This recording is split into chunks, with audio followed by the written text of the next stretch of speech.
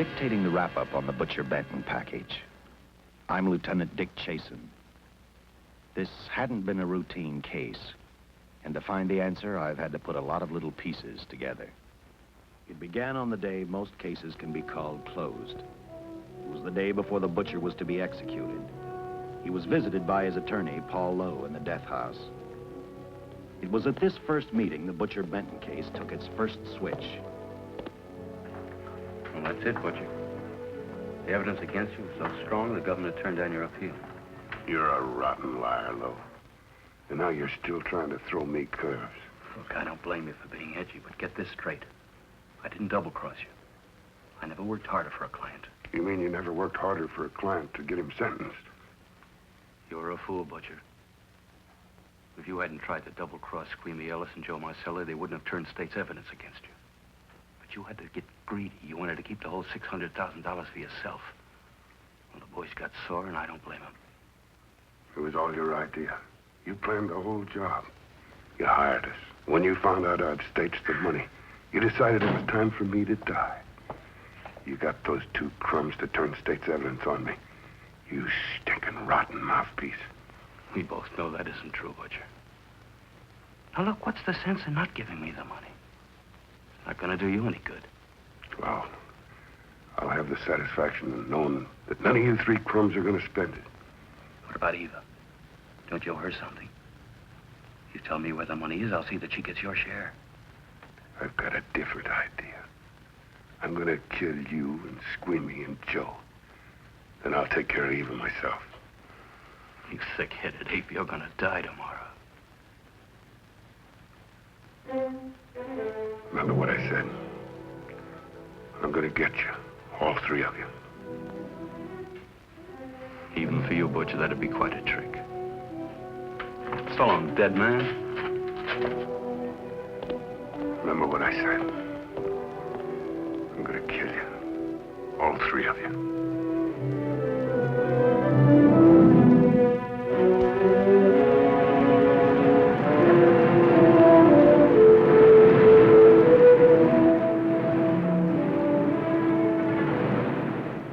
Back in Los Angeles, two men sat in a bar room listening to a newscaster tell his headline story. He played up big the butcher's threat to kill Paul Lowe, Squeamy Ellis, and Joe Marcelli for their having turned state's evidence against him. Squeamy Ellis didn't seem happy over the butcher's threat. Neither did Joe Marcelli. But they had figured, once a dead man, always a dead man. But this was one time everyone was in for a surprise, including the entire police department.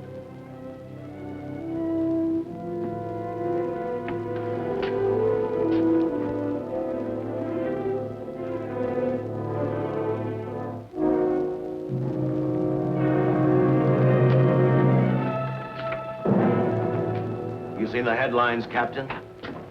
Teletype just came in from San Francisco. Butcher's execution is set for 5 o'clock this afternoon. And like the newspapers say, he still refuses to talk about that stolen money. Well, I still have hopes of coming up with something. That's what I dropped by for, Dick. With Butcher's execution, the department's marking it case closed. That means you'll be reassigned. I spent a whole year trying to break this case. As far as I'm concerned, Butcher's death is just the beginning. Of course, I can't prove it, but I think that Paul Lowe was the top man. And even though I have to keep working on it while off duty, I'm going to get Lowe, Squeamy Ellis, and Joe Marcelli. Okay, Lieutenant. Officially, I've taken you off of the case. Unofficially, I wish you luck. Do me a favor. Keep me posted. Will do. Thanks, John. I headed for Eva Martin. She worked in a local burlesque house. I'm a cop, and my job is to ask questions and get answers. So I decided I might as well start again with her.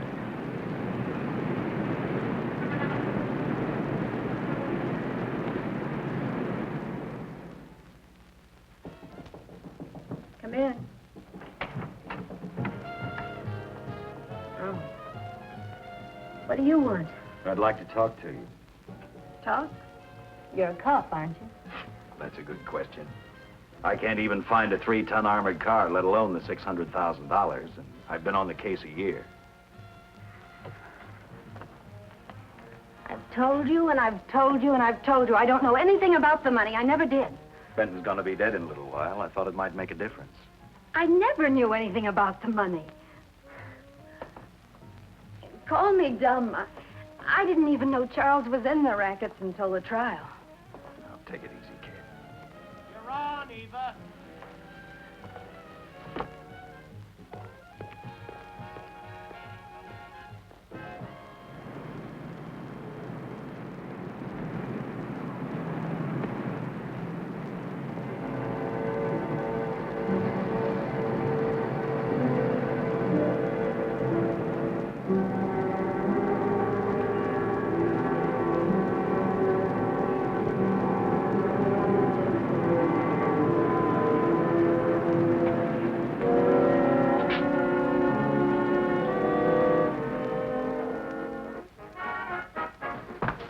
Honey, here's your wrap.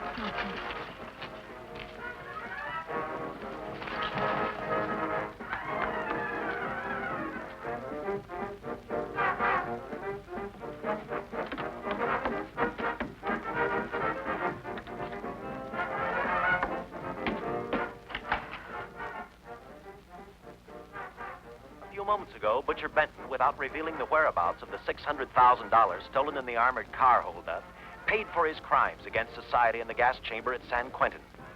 Now for a look at the international scene. Today... Come on, baby.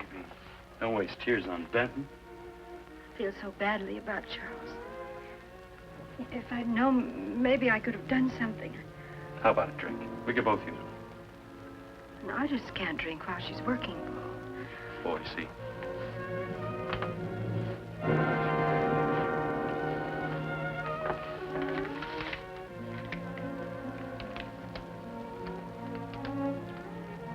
What's that?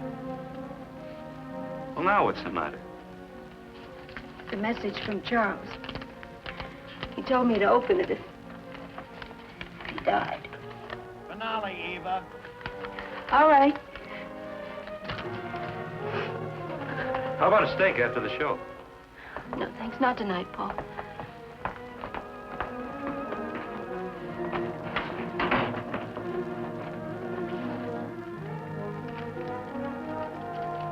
I didn't find out until much later, but Paul Lowe, in opening the letter the butcher had given Eva, found a map outlining a section of the city sewer system.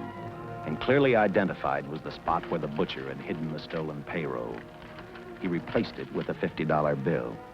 I guess he figured $50 to gain $600,000 was not a bad day's work.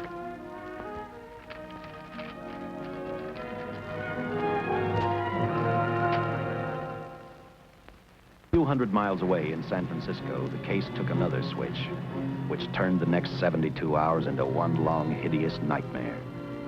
Dr. Bradshaw, a distinguished biochemist, was making preparations for a final experiment which he hoped would lead the way to a cure for cancer.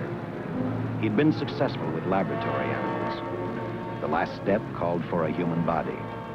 And Dr. Bradshaw's assistant quickly made a deal with a local mortuary and returned to the laboratory with the dead body of Butcher Benton.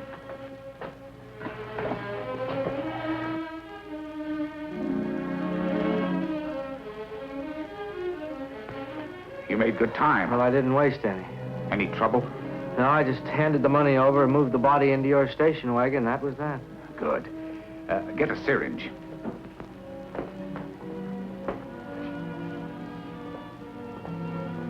He's in good shape. Well, I hope so. We'll get other blood samples later. We'll run this one through fast. Right.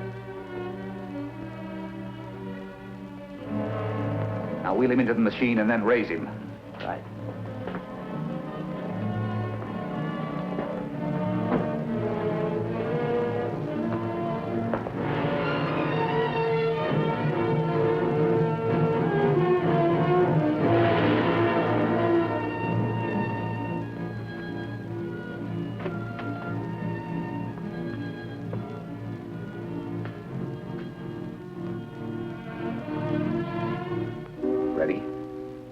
You mean you're going to give him 287,000 volts? Yes, yes.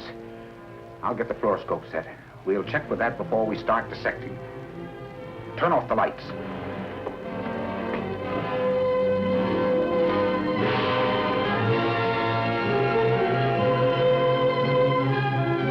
There you are, old boy. If you respond properly and my theory is sound, you'll be more famous dead than alive.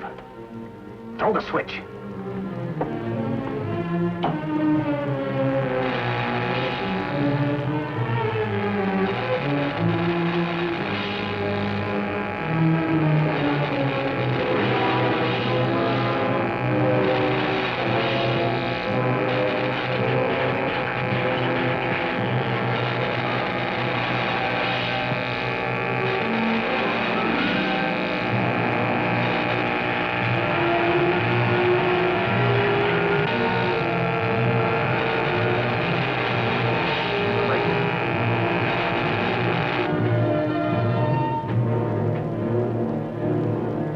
Wait, I thought I saw a pulsation of the heart. You're right. Dr. Bradshaw is beginning to breathe. You've brought this man back to life. No. The heart muscle has simply responded to a terrific electrical shock, that's all. Yes, but it does prove that the cells still function. Dr. Bradshaw, he is alive. A shock reaction, it can't last.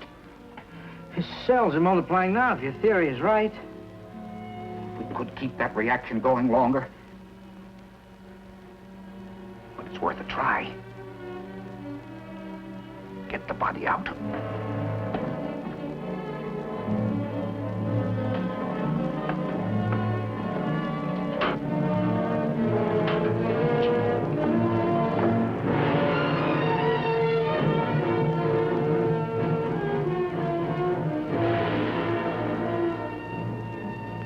Get some adrenaline from the supply room. Some amyl nitrite, too. Hurry, hurry.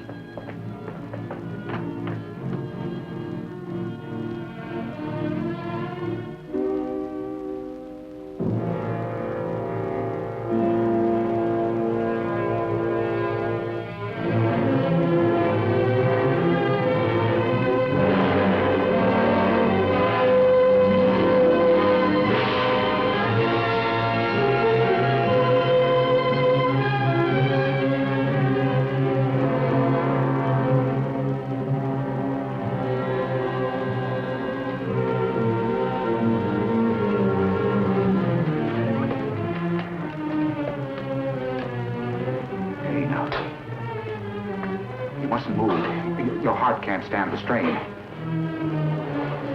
Now, you must lie still. Please, please. Easy now. Easy. Easy.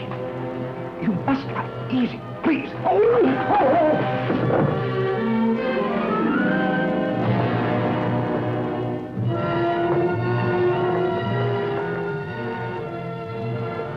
Dr. Bradshaw's experiment had given life back to the butcher.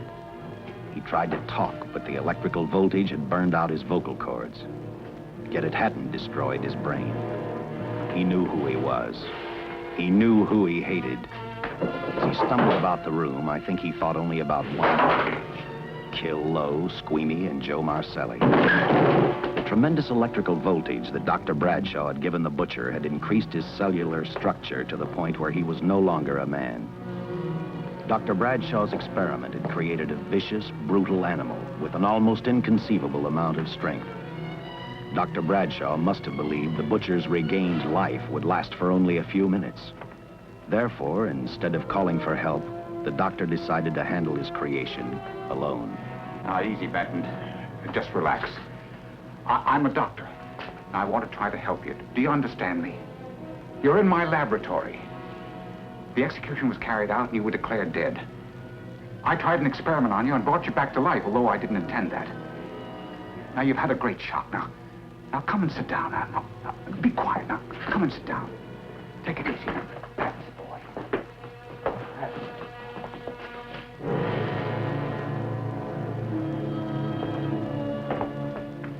Careful. His reactions are violent. How do you explain this? Each cell must have multiplied 100 times. perhaps thousands. His strength is unbelievable. No, it's too late for the amyl nitrite. I want to get some blood samples, make some tests on him, find out what's happened. Get me a syringe.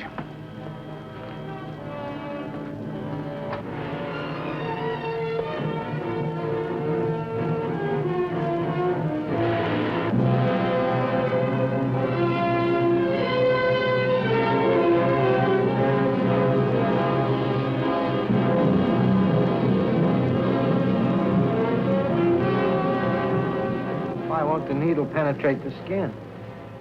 Tissue must be nearly a solid mass of cells. How are we going to get the blood sample? Surgically, perhaps.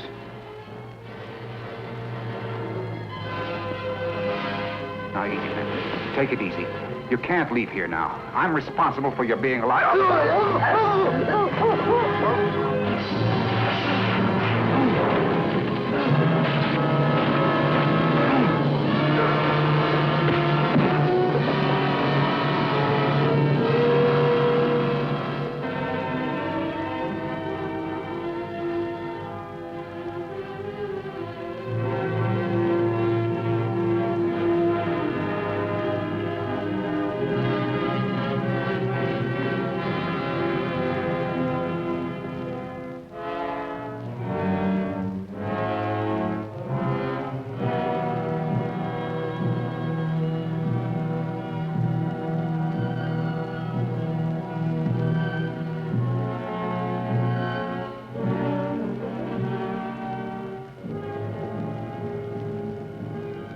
Towards the end of this case, Captain Lauder and I found out the doctor and his assistant had been murdered.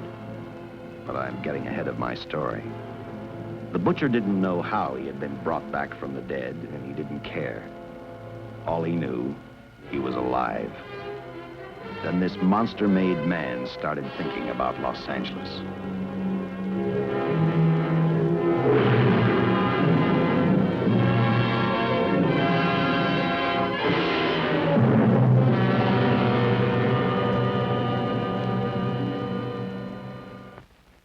On that very in Los Angeles, I decided to stop playing detective for a little while.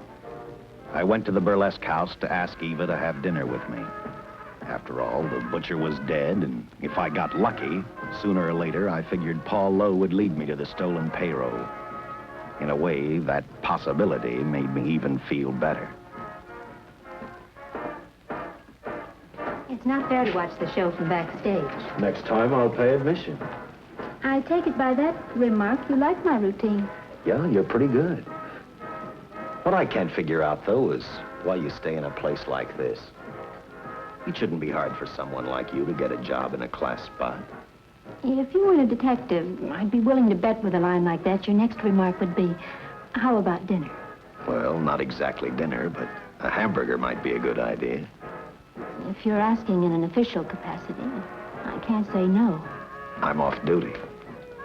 For the past 6 months, all I've ever called you is Lieutenant Chasen. Do you have a first name? Uh-huh. Dick. Give me 10 minutes for a quick change, because you just made yourself a date, Lieutenant. I mean, Dick.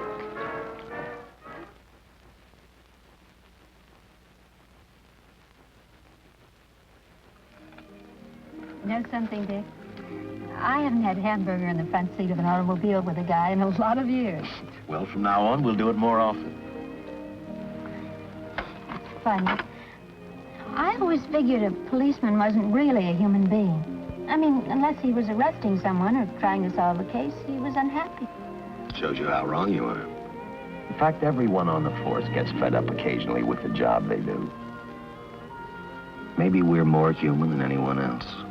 We see so much trouble, we get to hate the word. But as long as the world's filled with people, there'll have to be men who enforce the laws. What made you join the department? Now, who's making with the questions? No, honest, I'd like to know. Well, it's really a very short story. When I got out of the Air Corps, I knocked around for a while. Well, I went to work for an oil company.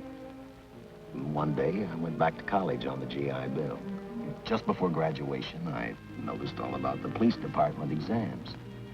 Seemed a pretty good thing to do with your life, so I took the exams, passed, then went on from there. If I ask one more question, will you give me a straight answer? Try me. Am I still part of the Charles Benton investigation? I mean, right now. I don't think so. As far as the department's concerned, when Benton was executed, the case was marked closed. Inside of me, that's not good enough. I don't follow. Well, the $600,000 is still missing. And a fast-talking underworld lawyer like Paul Lowe is walking around a free man. Someday, no matter how long it takes, I'll get him and the money. Until I do, the Benton case for me is not closed. I give you my word, Dick. Charles Benton never told me anything about the money. Oh, I've been sure of that for a long time. But how did you ever get mixed up with anyone like the butcher? This trouble ever started, it just happened. I had a roommate who used to date Benton all the time. One day she packed and left for Chicago. Benton carried a torch for her, and he used my shoulder to cry on. First thing I knew, we were having dinner together, and a few weeks later, I was labeled by the police as this #1 suspect and Benton's girl. But it was never like that. I made only one mistake. I felt sorry for him. You mean, until he was arrested for the robbery and the killing, you had no idea how he earned a living? I know this is going to sound crazy, but I only went out with Benton a couple of times. And all we ever talked about was Madge, my old roommate. The last time I saw him, he tried to get too friendly, and that's when I told him he had the wrong girl. But like I said, I'd already made my mistake. What about the burlesque house? How do you two fit together? You sound like a lot of other people. I left a small town a couple of years ago because I won a beauty contest, and the first prize was a screen test. Da, da, da, da, da. After which, nothing happened? That's right.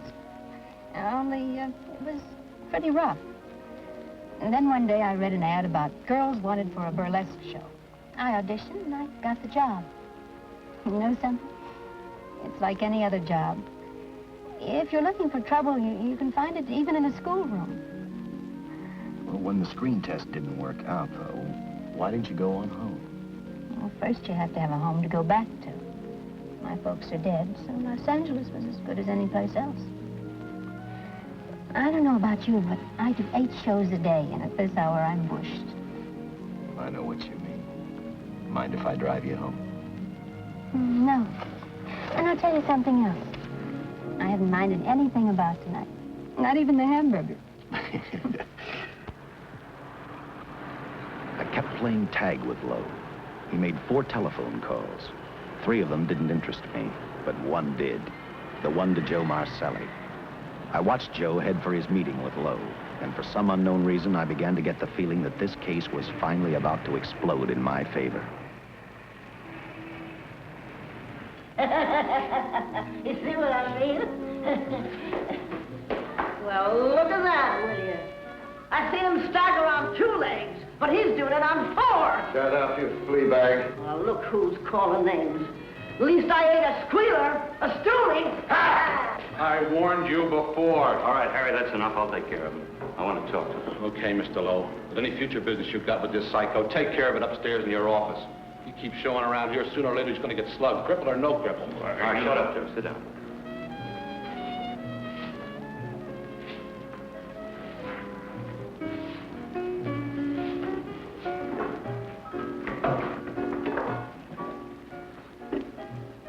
I need a shot. Bad. You'll get one after I talk to you. You sober enough to understand? Yeah, I run out of dough. No wonder. Look at you. You used to be the best torch man in town. Now I don't think you could crack a safe if you knew the combination. No jobs. Nobody wants me since I turned stakes on Benton. That's your doing. You taught me. All right, quit crying. I got a job for you. If you can stay off that stuff long enough. You know I can if I've got a job. How much? What is it? It's $2 grand in it for you. Where? Right near where he pulled the job. Interested? $2 grand ain't much out of 600,000. There'll be other expenses. Besides, that money's plenty of it. Now, you want it or do I get another boy? I'll do it. How soon do you want me to go to work? Set it up for tomorrow night. Call me before noon. I'm going to the races. 1. And that's all. The job's over.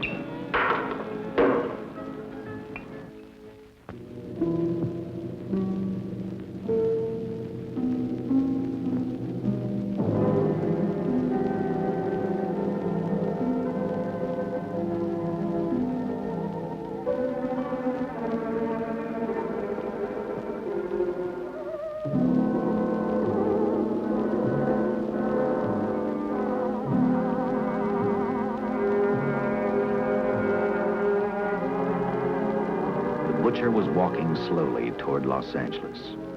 He'd traveled through wooded hills to prevent being seen by anyone. Finally, he came to a quiet road. He stopped to get his bearings. And then he saw her. He saw something else. An automobile. For the butcher, that rang a bell.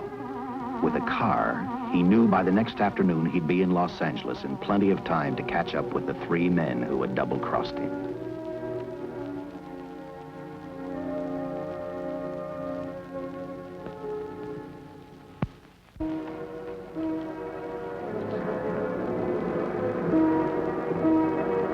Well, see, you're a real gentleman to be helping strangers in distress. I hope you don't mind me using the babe here as bait. Quite a dish, isn't she? But that's what she gets paid for. Bait, that is. Yes, sir. She's a real shaker artist of my outfit. Carnival man myself. Just call me Connie. Yeah. Well, friend, we're in a little bit of difficulty here. Got a flat tire, brand new car, no tools in the back. Why, some of these dealers make my carnival grifters look like babes in the woods.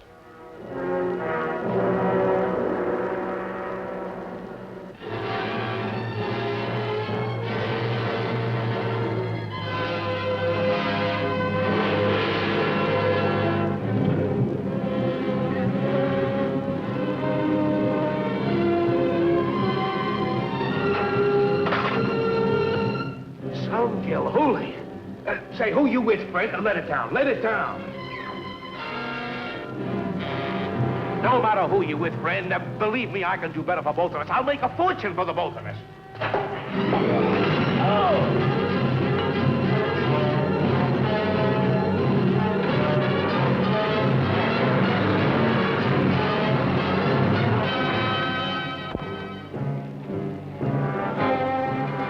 An hour later, the San Francisco Police Department sent out an APB.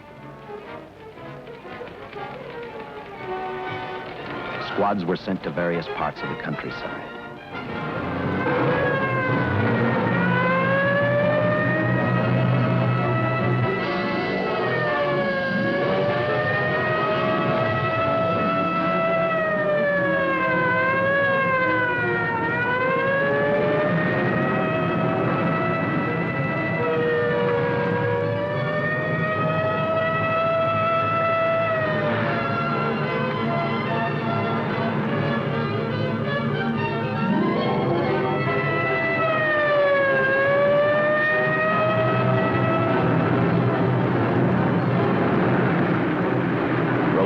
Were thrown up to catch the cold-blooded killer the hysterical girl had described.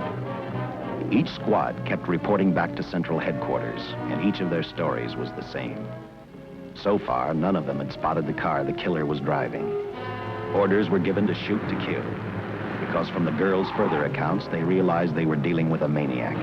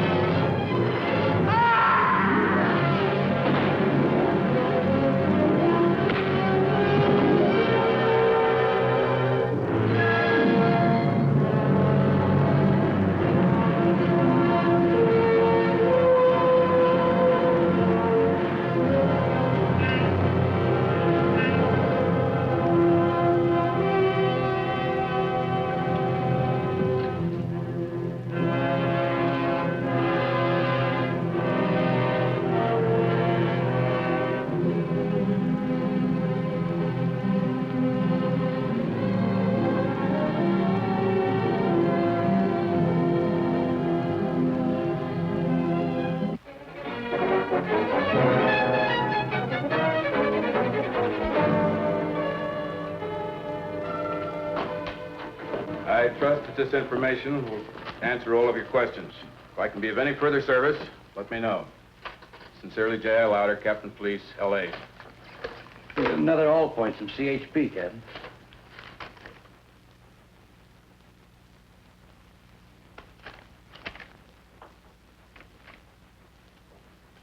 These reports sound like they come from a bunch of loonies. You sure do. There it is. Sergeant. Yeah. I want Lieutenant Chasen to look these over as soon as he comes in. All right, Captain.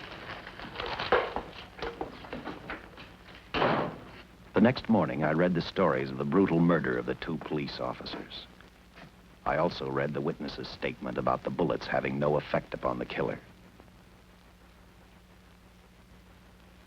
I felt sorry for the witness, and I thought about how easily a person's mind can become confused when suddenly they receive a brutal shock. I didn't believe a man existed who could not be stopped by a slug from a .45. Good morning, Captain. You and the rest of the force are going on 24-hour duty. Seen the headlines?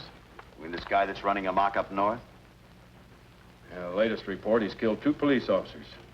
Made a getaway in a green coupe heading south. I've got a hunch this killer's gonna be our baby.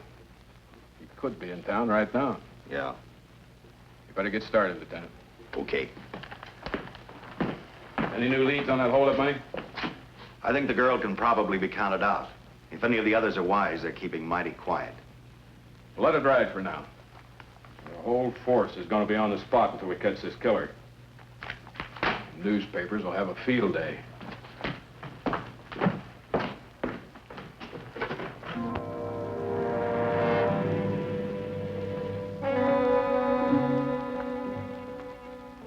We were wrong about 2 things. The killer was already in our city, and we didn't know he was Butcher Benton. He headed straight for Eva Martin. He went to her dressing room to get back the map he had left in the envelope with her. He wanted first to check his money, then catch up with Lowe and the others.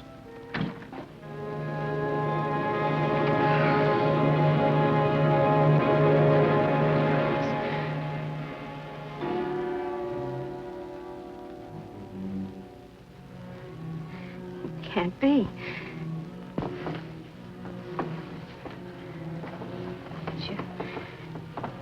You do look like him. Only different somehow.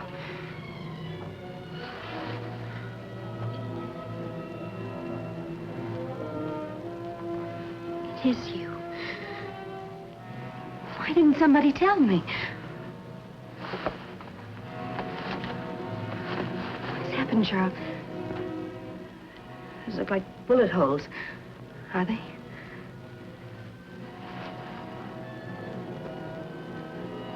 There isn't even a mark.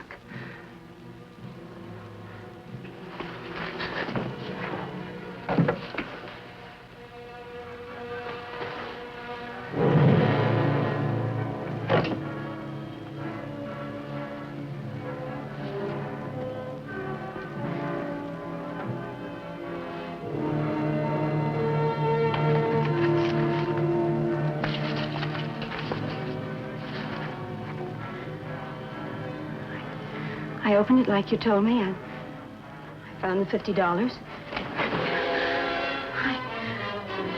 I didn't know why you left him. Paul didn't know why he was here.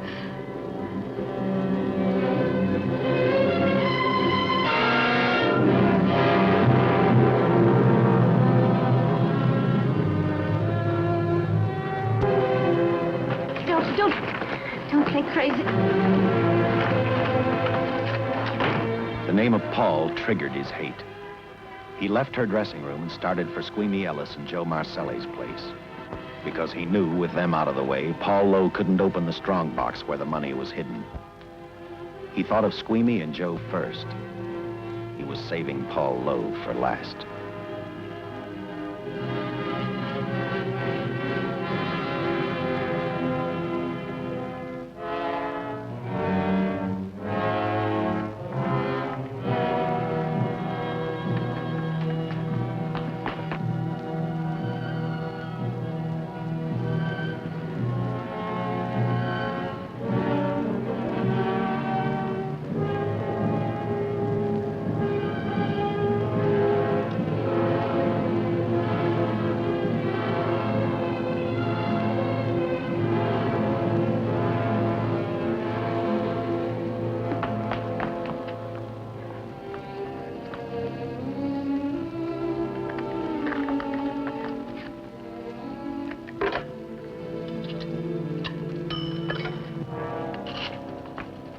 Eva, can I borrow your eyebrow pencil?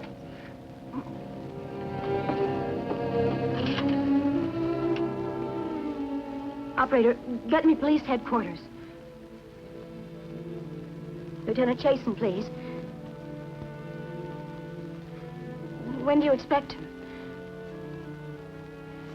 Well, tell him Charles Benton is alive, and even bullets can't stop him. I'm not crazy. Just say a friend of Charles. He'll know.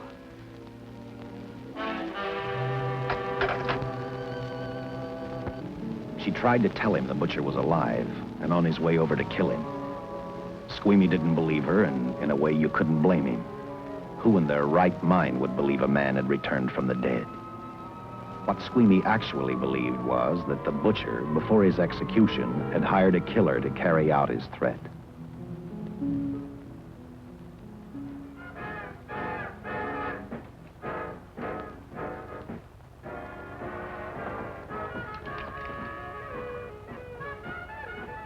You sick? What? You don't look so good to me. 10 minutes, Eva. All right. Say, Eva, I could take over the matinee trick for you. What? It's easy. Look, Eva, I can do it. Stub-up-de-doo-doo-doo. Oh, Francine, I just thought of something. Yeah? Eva agreed to let Francine do the show. She hoped she'd be able to interrupt the butcher before he arrived at Squeamy's hotel. Or, failing that, at least be able to warn him to stay out of sight. You wanted me, Captain? Yeah, I just had a rundown on those fingerprints, the stolen car up north. We got nothing on the driver who was killed or the woman with him. Take a good look at these. There's something funny about these. Yeah. The boys in the lab can't figure it out either. Those are the killers. They were found on the steering wheel. Looked like they'd been stamped in with a steel die. They sure do. These are Butcher Benton's. What? Well, they look the same to me. How do the lab boys explain that? They don't. Their best guess is a twin brother. An identical twin could have the same pattern of whorls with only slight variations. Ever hear of the butcher having a twin brother? No. Even if he did, it wouldn't explain these freak prints. You didn't pick up your message, Lieutenant. Some wacky dame calls you. And she says Charles Benton is alive, and bullets won't stop him. If we buy the twin theory... Who was she? Where'd she see him? Well, she wouldn't leave her name. Sounded kind of hysterical to me. Said she was a friend of the butcher's. Eva Martin. Get over to the Follies and see what that girl knows. Yeah. Some guys have all the luck. I never drew an assignment to the Follies.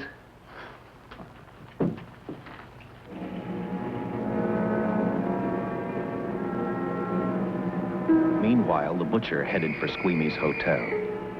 He didn't seem to be in any particular hurry. Actually, he seemed like any normal person, on his way to work or on his way home.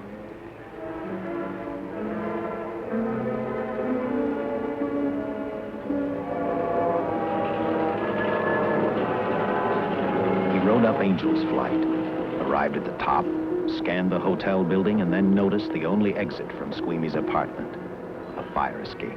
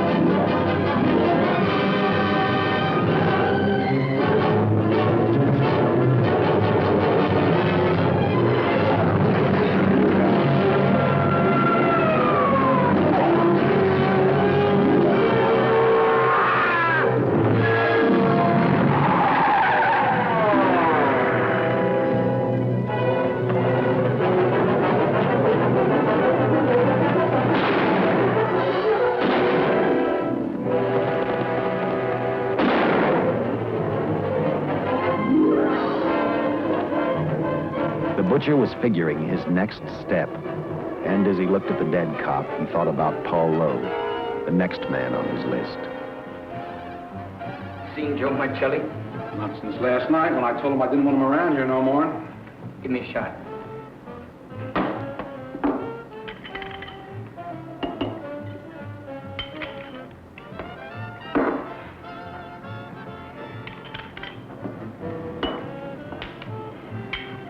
Look, I need help. Just found out that Benton's hired a killer to get me. He's after Joe, too. Then Drink up and get out. I don't want no trouble around my place. You're a real pal. Drink up and get out, I said.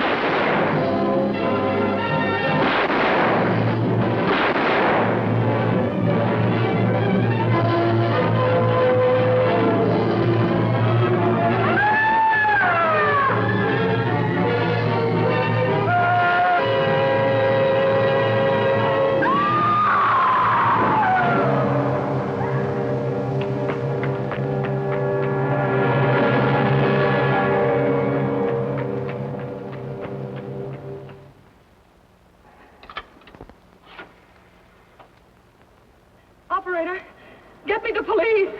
Police! Yes!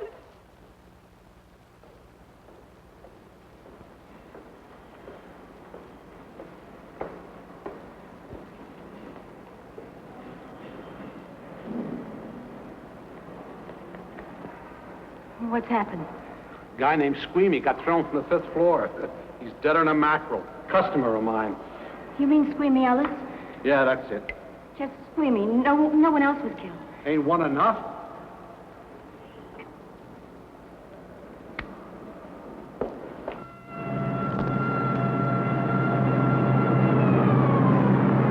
I tell you, the bullets never even phased him. He must have been wearing a bulletproof vest. God help us when the papers get a hold of this. Keep an officer on duty here till you hear from me.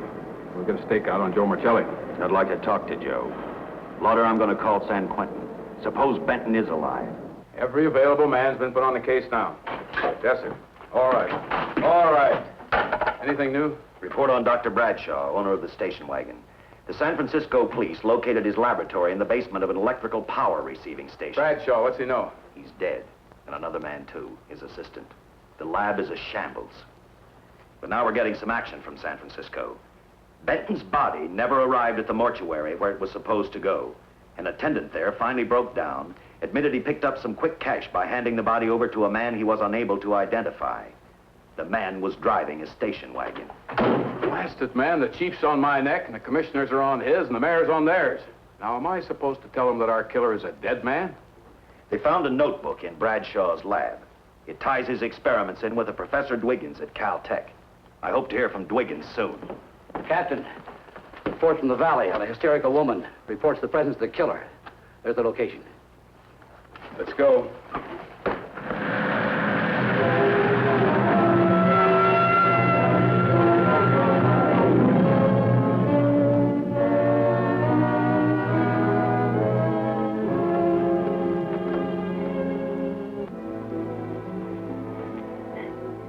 You and your boyfriend had a little fight, and he got out of the car to take a walk. You noticed as he walked down toward the sump area in the direction where you'd seen those lights a short while before. What happened then, miss? Please try to tell us. Well, I just sat there a few minutes, I guess. I was pretty mad.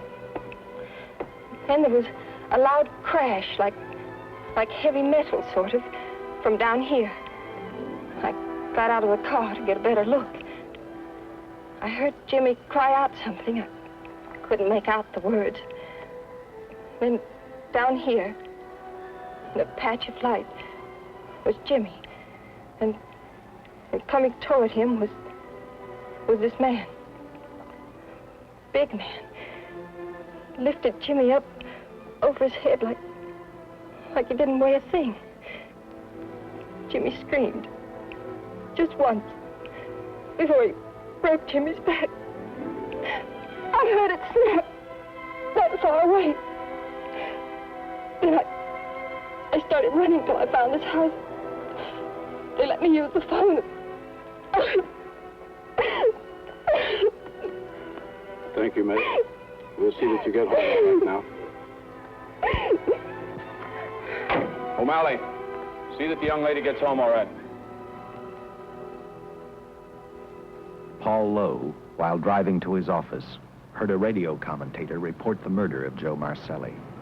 And what shocked him most was when the broadcast identified the killer as possibly being the butcher. Lowe headed straight for Eva Martin at the Burlesque Theater.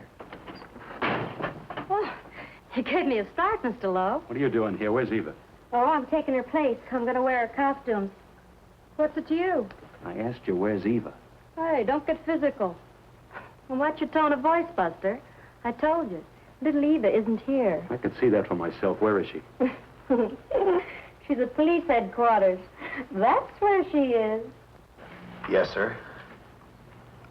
No, sir. Captain Lauder's still with the mayor. The killer dropped out of sight. He was last seen in the Hollywood area.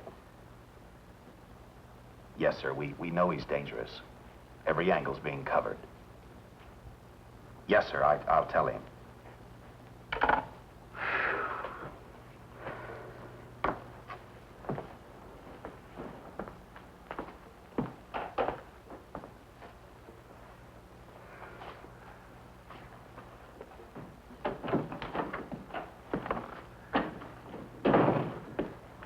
Here, see how these fit. Low heels. I'm sorry. It's the best our wardrobe department can afford. Any idea how soon the captain will be back? Now, look, I'm going to see the captain. I'll have to wait here all night. Paul. Paul, Charles killed Squeamy and Joe. Joe, too? Benton? He's alive. I saw him, but nobody will believe me. I'm checking it. My guess is whoever killed them is on the trail of the money, Lowe. Now, maybe you better start talking if you know anything about it. I don't know anything. Did the butcher have a brother? No brother. It was Charles. I saw the tattoo on his arm. Look, I demand police protection. Where's the money, Lowe? You heard me. I demand protection. I know my rights. We put stakeouts on your office and home. Well, that's not enough. It's enough as far as we're concerned.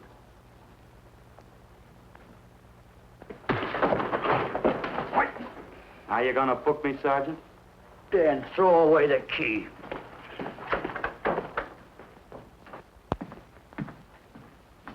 Thank you. Come up with anything yet, Dick? Oh, we've checked every hotel, motel, and rooming house in town. We've run a cross-check on every hangout Butcher ever used. Net results, blank. This is incredible. We not only discover a dead man turned killer, but it's beginning to look like he plays ghost, too. He's somewhere in this city, and if we have to take it apart brick by brick, we've got to get him. I may be way off, but I think Paul Lowe could tell us a lot. Maybe, but it's a cinch he's not going to. Well, suppose he had no alternative. You better grab some coffee. Your mind's beginning to play tricks on you. No, now, wait a minute. When Lowe came to us for police protection, it was because he was scared stiff the Butcher would add him to the list of Squeamy Ellis and Joe Marcelli. Go on. It figures, too. When he slugged the sergeant, he knew we'd book him right away. Oh, this Lowe's a pretty cute character. But we can play the same game. You mean we'll threaten to release him? Well, not exactly. You tell him you realize that he was excited, that throwing the punch was accidental. Tell him we're not going to make a charge, that he's completely released. Lieutenant, you know we can't do that. Lowell made his first mistake when he hit the sergeant, and that'll get him a year. As far as the department's concerned, at least it's a small victory. If my hunch is right, Lowe won't want to be on the streets with the Butcher looking for him. And he may talk, and talk a lot. Enough maybe for us to get rid of him permanently. Even lead us to the Butcher. If he's frightened enough, that might work. But if it doesn't... No, Dick, I'm not going to release him. I want him out of my way so bad I can taste it, but not bad enough to be responsible for getting him killed.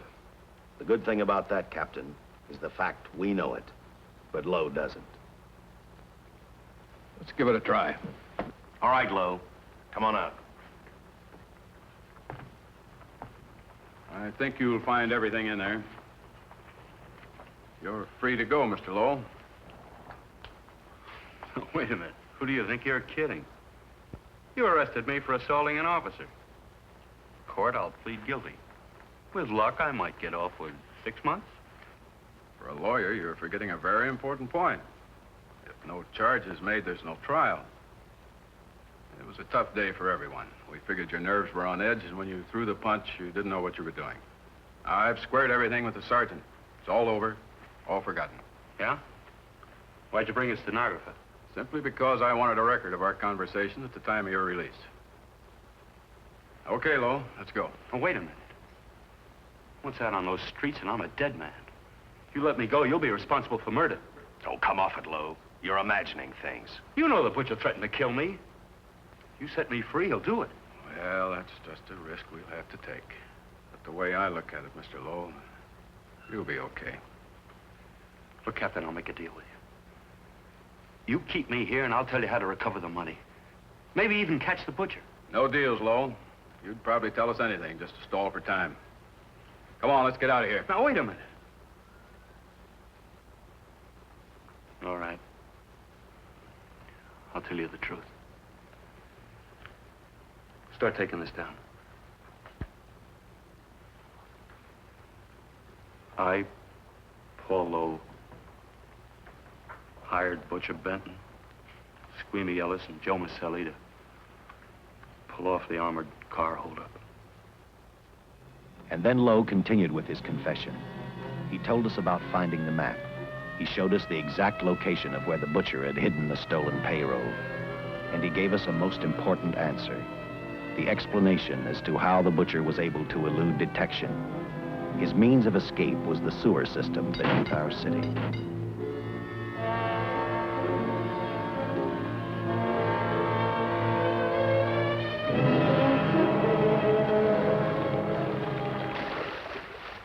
The department went to work fast. Every police squad in the city was detailed to cover a specific area. Every entrance and exit to the Los Angeles city sewer system of 700 miles was covered. Captain Lauder and I, along with several other squads, headed for the entrance where, according to the map, Butcher had hidden the money. Our job was to stop him, and that made me think of one specific question. When we found him, could this monster be stopped? I, for one, wasn't sure.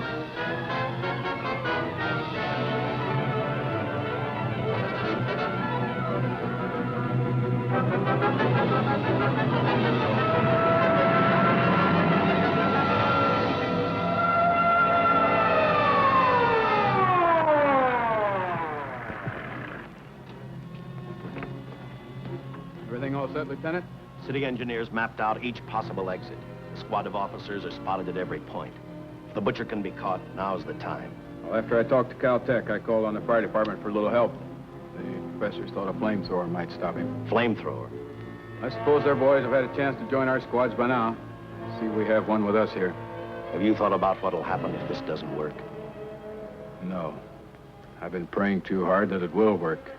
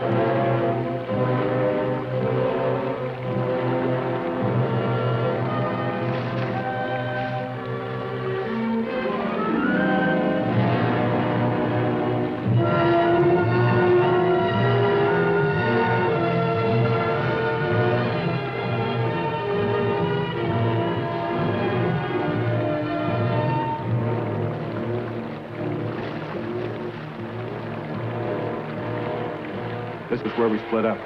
I'll go straight ahead.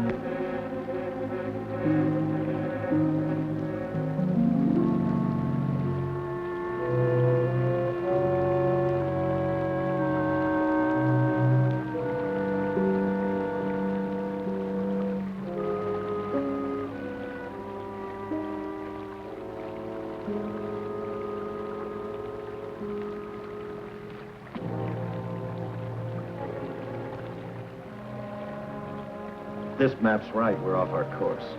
We'll have to backtrack.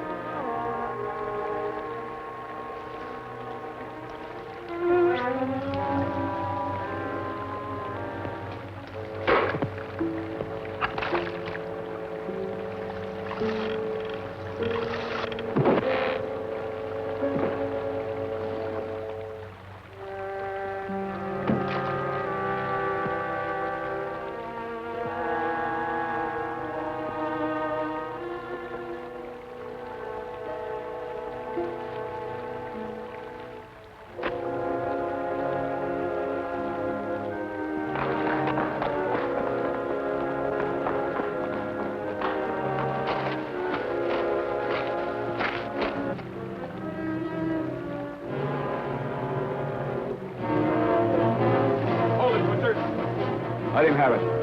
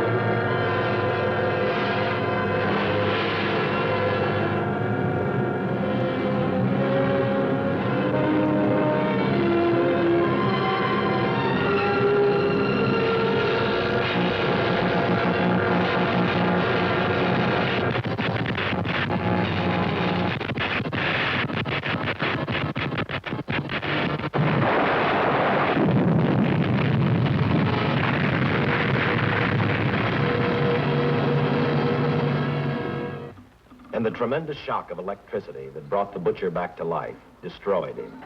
The $600,000 stolen in the armored truck robbery has been recovered. Case closed. Well, here are the scientist's comments for your records. I had to fill in a few spots with my own guesses, but I guess that's about the size of it. Did you get any sleep? Oh, some. Not much. How's the girl today? Well, I called the hospital about an hour ago. She'd gone. Gone? Where? She told them she was a working girl and that she'd been away from the job too long already. Quite a girl. Yeah. Say, how about that time off I've got coming? 48 hours, beginning right now. Get some rest, Dick.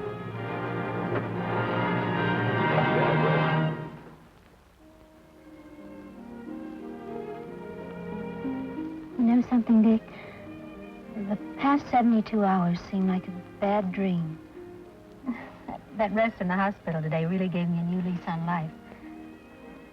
Now that it's over, I can't believe it actually happened. The important thing is to remember it is all over. I suppose you'll be assigned to another case. Now, I'll have to give up hamburgers in the front seat of the car for steaks in a restaurant.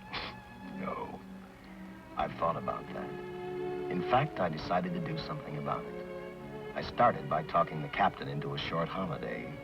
And just about an hour ago, I got you fired. What?